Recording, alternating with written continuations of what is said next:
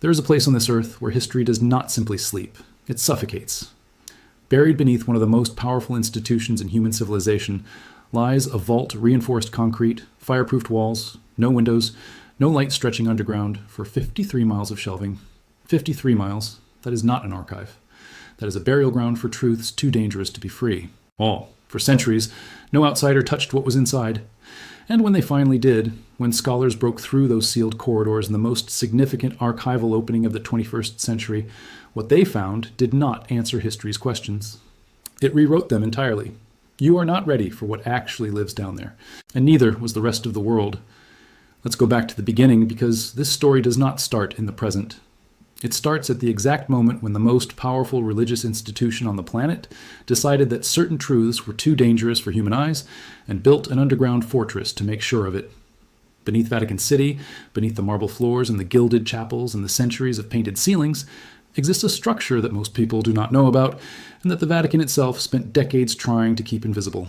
An underground, 2-story bunker fireproof, reinforced concrete, hermetically maintained housing 85 kilometers, that is 53 miles, of shelving. If you were to walk every corridor of that storage system without stopping, without sleeping, at a reasonable pace, it would take you the better part of 3 days just to pass every document, every folder, every sealed envelope, every classified letter, every secret that the most powerful religious office on the planet decided should never see daylight. Think about what that means. 53 miles of secrets, underground. And for most of recorded modern history, not a single outside human being was allowed anywhere near it. Here is what the mainstream conversation almost never tells you about this place. The word secretum in the original Latin name Archivum Secretum Apostolicum Vaticanum does not actually translate to secret in the conspiratorial sense that people have always assumed. In Latin, secretum more accurately means personal or private. The Vatican has used this linguistic technicality for decades to deflect scrutiny, to wave away questions, to smile at journalists and say, "You misunderstand. There is nothing sinister here." But here is what they never explain. If there was truly nothing to hide, why did it take until the year 2020 for the most important section of that archive to be opened? Why were the documents of a single wartime pope kept locked away from the world for over 60 years? Why, when scholars finally entered, did what they find send shockwaves through the academic world so profound that books, investigations, and international debates erupted almost immediately? You do not keep nothing locked behind fireproofed reinforced concrete for 6 decades. Nobody builds a bunker to protect irrelevance. This is not chaos. This is architecture. Deliberate, calculated, institutional architecture of concealment. Now, to understand what was actually found inside that vault and why it matters in ways that stretch far beyond religion, into geopolitics, into the darkest moments of the 20th century, into decisions that shaped the fates of millions of human beings, you need to understand the man who held the keys, one man, for 45 years.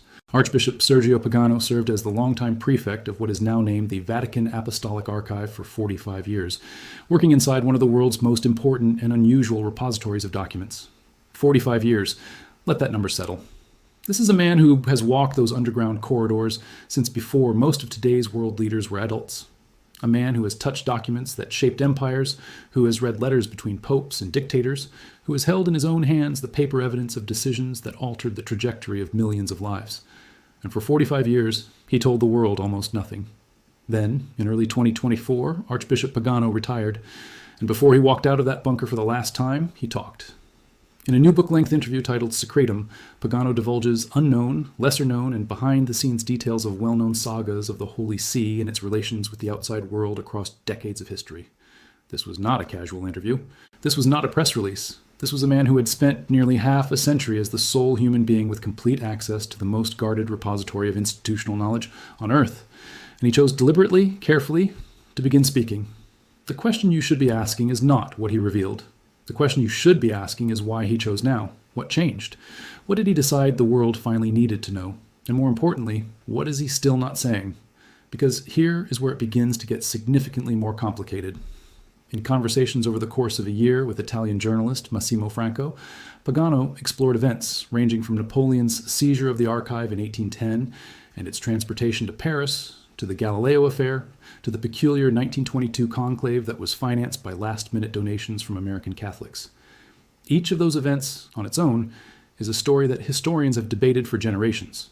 But the fact that a man sitting inside the Vatican's most restricted institution is now casually confirming details about them, details that existed in those sealed files all along, means something profound. It means there were answers, the whole time. The entire time that scholars wrote competing theories, that biographers speculated, that historians argued across conference rooms and published journals, the answers were sitting in a fireproof bunker under Rome, known by one man, kept from the rest of civilization. But none of that, not Napoleon, not Galileo, not the 1922 conclave, is the revelation that actually shook the world when those archives finally opened. The revelation that shook the world had a name, and that name was Eugenio Pacelli, Pope Pius XIV. And what was found in the documents of his papacy is not just a religious controversy. It is one of the most morally devastating institutional revelations of the modern era. You need to understand the stakes before you understand the discovery. Pius V reigned as Pope from 1939 to 1958, and his pontificate became the subject of one of history's most fiercely contested debates, the relationship between the Vatican and Nazi Germany during the Holocaust.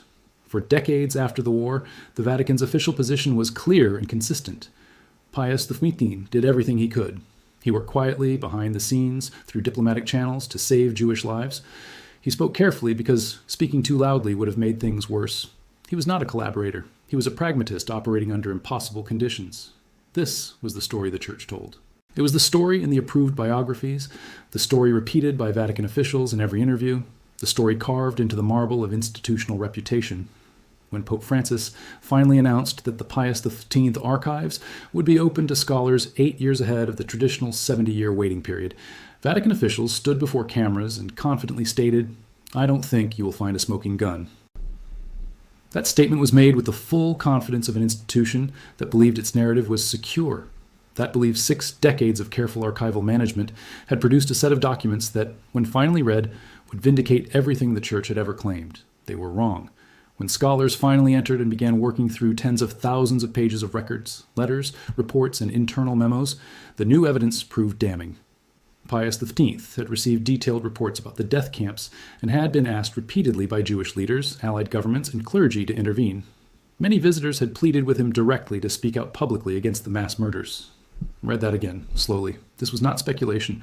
This was not theory assembled from fragments. This was documentation in black and white, bearing papal seals, showing that the man sitting in one of the most morally authoritative positions on earth had complete knowledge of what was happening to Jewish people across Nazi-occupied Europe and had received personal, direct, urgent pleas from those who were watching it unfold in real time. He knew. The archive proves it. Not suspected, not guessed, not inferred, knew. And here is where the story becomes something far darker than simple silence. A recently discovered correspondence revealed that during the Second World War, Pope Pius X had received detailed information from a trusted German Jesuit about the mass gassing of up to 6,000 Jews and Poles daily in German-occupied Poland. 6,000 people per day. That is not a vague report of violence in a war zone. That is a precise, sourced, detailed account of systematic industrial extermination, delivered directly to the desk of the most powerful moral authority in the Western world. And what happened after that letter arrived? What decision was made? What statement was issued? What action was taken? The archive answers that question too, and the answer is one of the most uncomfortable silences in the history of human institutions. But why? That is the question that every historian who entered that archive had to confront. Was it cowardice? Was it calculation? Was it something even more troubling, a deliberate political alignment that prioritized the institutional survival of the Church over the lives of millions of human beings? According to scholars who were among the first to access the Pius archives, the Pope's position was that he should not take sides in the war, and therefore should not criticize either side, including the Nazis. Let that framing be absorbed for a moment. A documented genocide. 6 million people. And the official internal reasoning of the Vatican was that speaking against it would constitute taking sides, that neutrality, institutional, calculated, strategic neutrality, was maintained while Europe burned, and while the letters piled up on the papal desk begging for a single word of moral clarity from the man whom 1 billion Catholics considered God's representative on earth. This is not ancient history. This happened within living memory of people who are still alive today. And then it gets more complex still. Because the archive does not just reveal what the Church did during the war, it reveals what the Church did after. Documents unearthed from the archive reveal the Pope's role in trying to prevent orphans of Holocaust victims from being reunited with their Jewish relatives, after the killing had stopped, after the camps had been liberated, after the world finally understood the full scale of what had happened. The Vatican's internal records show active institutional effort to keep Jewish orphans, children who had lost their entire families to the Holocaust, away from surviving Jewish relatives who were desperately searching for them. These were children who had been taken in by Catholic families or institutions during the war, often for protective reasons. And the documents show that the Vatican's position was that once baptized, even if baptized without consent, even if baptized as an emergency measure to protect a terrified child, those children belonged to the church and not to their surviving biological families. Think about what that means. Think about what that reveals about institutional priority in its most stripped-down, unfiltered form. This is documented. This is in the vault. This is what was never meant to be seen. And yet the archive does not stop there, because the building of this underground repository of institutional memory did not begin with the Holocaust. It began centuries earlier, and what it holds stretches across a span of history so vast that even the most veteran scholars who entered those reading rooms, the ones who thought they already knew everything significant, walked out having been fundamentally changed. Pope Leo XIII first opened the archive to scholars in 1881, after it had been used exclusively to serve the Pope and to preserve documentation of the papacies, ecumenical councils, and Vatican offices dating from the 8th century. The 8th century. Think about the era that represents a time before the printing press, before the Renaissance, before the discovery of the Americas, before almost everything that Western civilization considers foundational to the modern world. The Vatican has been collecting, preserving, and crucially controlling access to its institutional records for over 1,200 years. 1,200 years of correspondence between popes and kings. 1,200 years of diplomatic cables between the Holy See and every major power on earth. 1,200 years of trial records, condemnation orders, canonical decisions, financial transactions, and political agreements that shaped the borders of nations and the fates of populations. And for most of those 1,200 years, the primary question was not what was inside. The primary question was who decided what went in, and more importantly, what never came back out. Here is something that almost nobody talks about when they discuss the Vatican archives.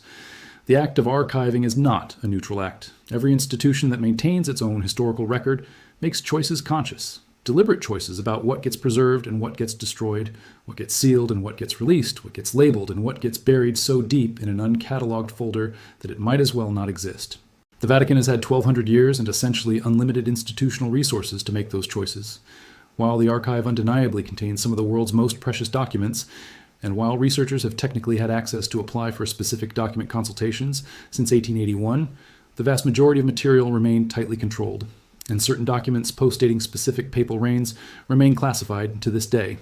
Classified. In 2026, documents that belong to an institution of global religious authority concerning decisions made on behalf of 1 billion people still classified. But the physical scale of what exists underground is perhaps the most startling thing of all when you try to fully process it. Consider this. The archives are located inside the Apostolic Palace and document the church from the 8th century to the present across some 600 collections organized across 50 miles of shelving. 600 separate collections. And those collections are not just papal letters and theological documents. They include correspondence from Vatican embassies and diplomatic missions stationed in virtually every country on earth across centuries of global history. They include collections from aristocratic European families who maintained relationships with the Holy See across generations. They include records from religious orders operating on every inhabited continent.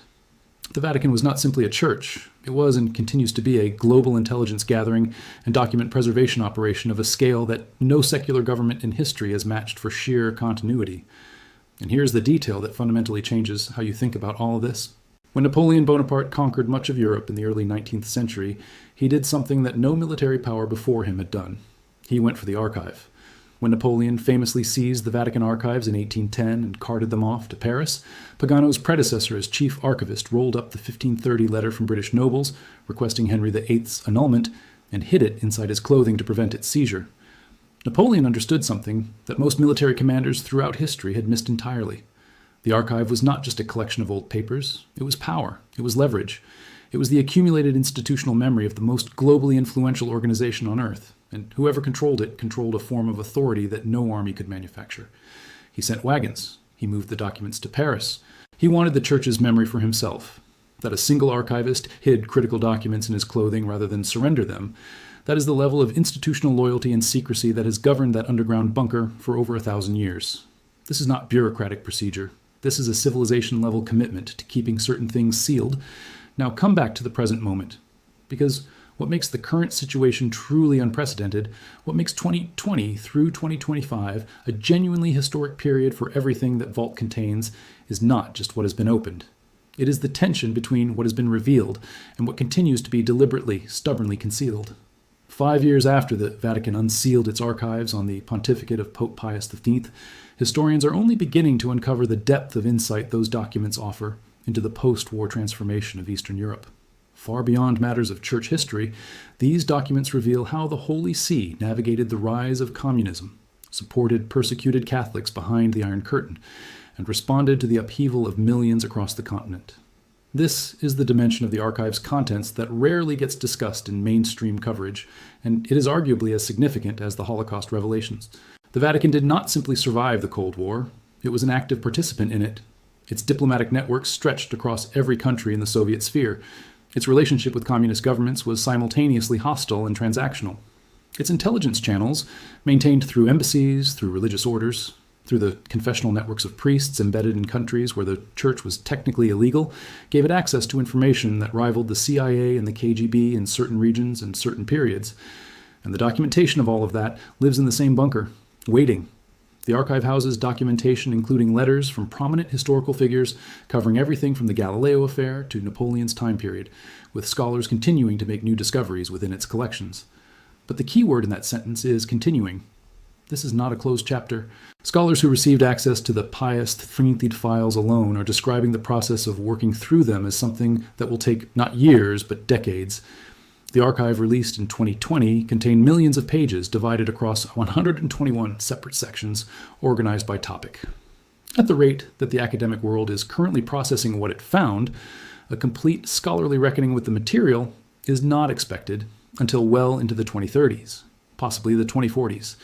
There are things inside that underground reinforced concrete bunker that the world's leading historians have not yet reached, read, or understood. And here is the institutional reality that almost nobody is willing to say plainly. The Vatican controls what gets cataloged. It controls what gets labeled, what gets filed, and what remains in an archival category that is technically available for consultation, but practically unreachable because it has never been organized or indexed in any systematic way.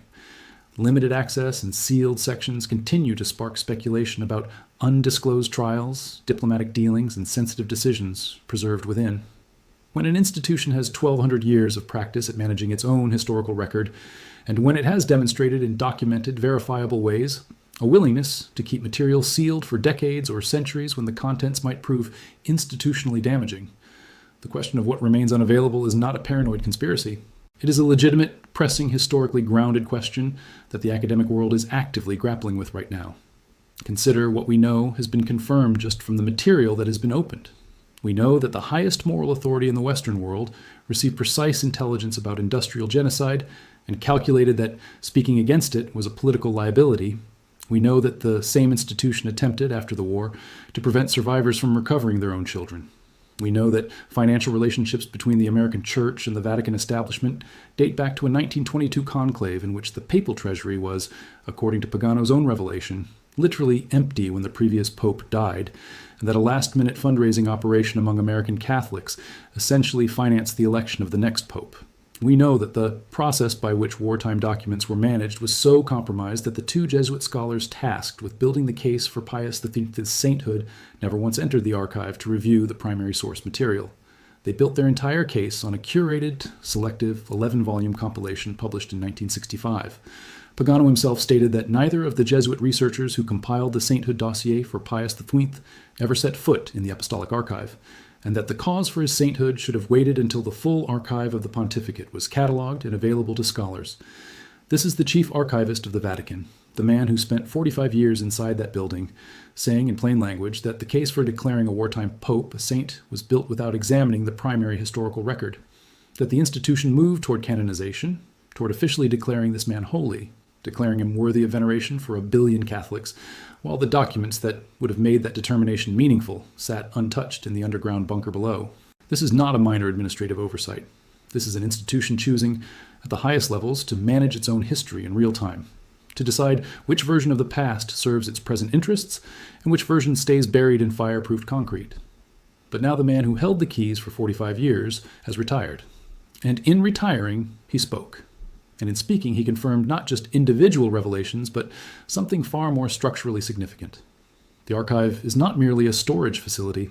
It is a living, active instrument of institutional power. What gets sealed and what gets opened is not determined by time alone or by bureaucratic procedure. It is determined by calculation. By the question every institution in power has always asked throughout human history, what can the world handle and what must it never see? The opening of the Pius XIII files was framed publicly as an act of transparency, as the Church demonstrating that it was not afraid of history. But the scholars who entered those reading rooms experienced something different. They experienced the discovery of evidence that directly contradicted decades of official institutional narrative. They experienced the particular disorientation of finding, in black and white, on documents bearing papal authority, the proof that the story the Church had told the world about itself, the story of quiet heroism, of pragmatic diplomacy, of doing everything possible in impossible circumstances, was, at the very least, substantially incomplete, and, at its worst, deliberately constructed. While scholars around the world had braced for revelations concerning the Holy See's wartime diplomacy and the Holocaust, another equally compelling and underexplored story lies within the archive. The history of Eastern Europe during one of its most turbulent transformations through the communist period and into the modern era. This is what keeps the most serious historians awake. Not just what was confirmed about the past, but the recognition that the archive contains entire chapters of history, Cold War chapters, post-colonial chapters, geopolitical chapters, spanning 6 continents, that have never been seriously analyzed because the documents describing them have never been made available. The scholarly community that has gained access to the Pius XV's files represents a narrow window into a vastly larger repository of institutional knowledge whose full contents remain unknown to the outside world. And this is the moment right now, in 2025 and 2026, when the reckoning is accelerating. Because the retirement of Archbishop Pagano marks something more than a personnel change. It marks the end of a 45-year era of singular custodianship over the world's most closely guarded institutional archive. A new generation of archivists is now managing that underground bunker. New scholarly cohorts are working through documents that previous generations never had access to. Digital preservation projects are, for the first time, creating records of what exists, which means the institutional ability to make things disappear quietly without documentation is diminishing in ways it never has before in 1,200 years of this archive's existence. Something is shifting. The walls of that underground structure, built to survive not just time, but nuclear war, fireproofed, reinforced, 2 stories below the marble floors of the most powerful religious city on earth, are not crumbling. They are simply becoming more transparent, layer by layer, decade by decade, revelation by revelation. And with each layer that peels away, the picture that emerges is more complicated, more morally significant, and more consequential than anything the institution's public narrative ever prepared the world to encounter. The question that now hangs over everything, over the scholars in the reading rooms, over the historians publishing their findings, over the theologians struggling to reconcile institutional reality with spiritual authority, over the billion Catholics worldwide who were never told what lived in that bunker, is not whether more is coming. More is coming. The archive is not exhausted. The cataloging is not complete. The scholarly processing of what has already been released will take another generation. And beyond the Pius XV files, beyond the materials from the 1930s and 1940s, there are collections spanning 1,000 years of human history that have not been opened to outside eyes in any meaningful way. What is in those uncatalogued sections? What letters from what kings to what popes contain what agreements? What trial records describe what condemnations? What diplomatic cables from what century document what deals between the Church and what powers that no longer exist in their original form, but whose decisions still echo in the borders of nations, in the structures of governments, in the inherited assumptions of entire civilizations? What was known, and when, and by whom? And what was done with that knowledge? And what was done to ensure that knowledge never reached the people it most affected? The vault is still there, 53 miles of shelving, 2 stories underground, fireproof, reinforced, sealed in ways that even the most determined scholars have only begun to breach. And somewhere, in those 53 miles, somewhere between the 8th century and the present, between the letters of medieval popes and the classified files of pontificates that have not yet reached their 70-year disclosure threshold, there are answers to questions that the world does not yet even know to ask. That is the nature of a vault that was never meant to be opened. Not that it contains one specific truth, but that it contains the raw, unmanaged, institutionally uncontrolled record of how power actually operated for over 1,000 years. And power, when it finally loses control of its own story, does not reveal just scandals. It reveals the machinery, the decision-making, the calculation. The moment when a letter arrived, on a desk describing 6,000 deaths per day, and a choice was made, documented, filed, sealed, buried beneath marble and concrete for 60 years, about what to do next. We are living in the era when that machinery is being exposed, piece by piece, file by file, revelation by revelation. And the most important thing to understand, the thing that should stay with you long after this script ends, is that what has been found so far is not the end of the story. It is the beginning of the reckoning. The scholars are still in the reading rooms. The documents are still being translated, analyzed, cross-referenced. The archive is still, in its vast underground majority, unseen by any outside human eye. Archbishop Pagano has spoken, but he has not said everything. He chose his revelations carefully. What remains unspoken by a man who spent 45 years inside the world's most consequential vault? What does he know that even now, even in retirement, even in the twilight of a career built on the management of institutional truth, he has decided the world is not yet ready to hear? That question has no answer yet. And perhaps that is the most frightening thing of all.